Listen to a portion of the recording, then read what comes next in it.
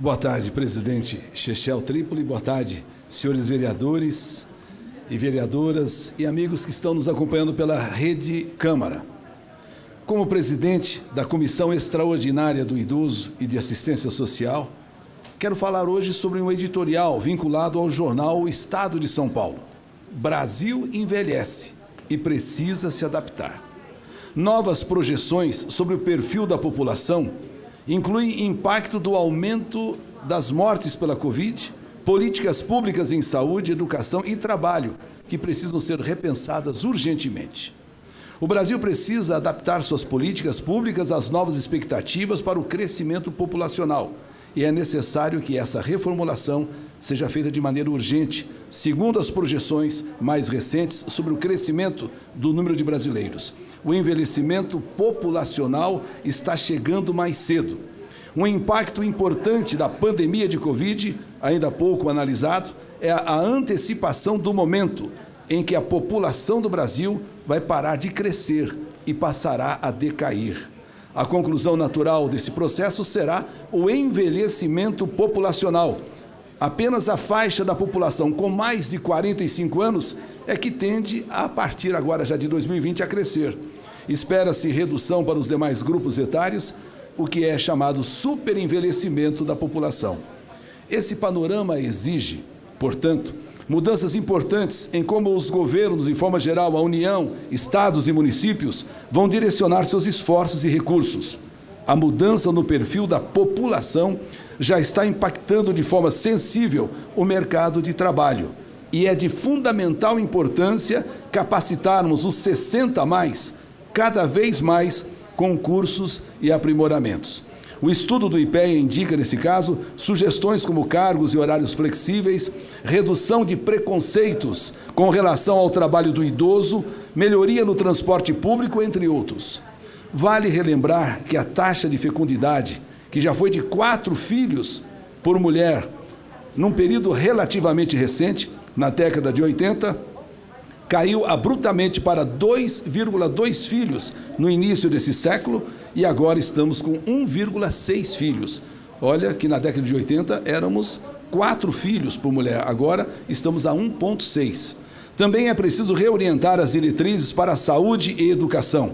Um país com gente mais idosa deve estar preparado para oferecer mais leitos hospitalares, mais tratamento geriátrico e mais condições que facilitem a rotina dos idosos nas grandes cidades. O envelhecimento populacional não deveria assustar, mas deve ser visto como um caminho para o país entrar definitivamente no século XXI. Isso, entretanto, só ocorrerá se o governo e a sociedade compreenderem que estamos numa nova fase, a do envelhecimento. Tem uma outra situação que também é delicada e importantíssima, senhor presidente, a violência financeira e extorsão praticada contra os idosos, principalmente envolvendo familiares. A pandemia também agravou muito essa situação.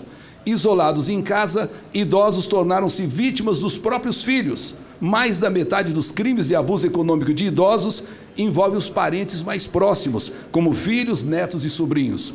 Segundo dados, Serviço de Denúncias da Ouvidoria da Secretaria dos Direitos Humanos do Governo Federal demonstra que dos tipos de violência cometidos contra os mais velhos, a financeira é a 3ª maior do Brasil, atrás da psicológica e negligência, abandono dos cuidados ao idoso.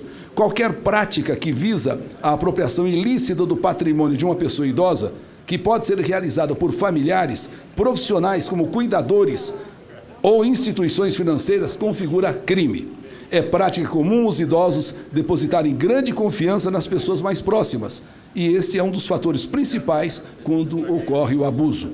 O inimigo das finanças do idoso pode estar na mesma casa. Ele é deixado de lado e, com as debilidades físicas e mentais, é quando surge a oportunidade de se usurpar o idoso financeiramente. Muitas vezes, as próprias pessoas idosas delegam a outras pessoas a administração dos seus rendimentos, sem tomarem as devidas precauções.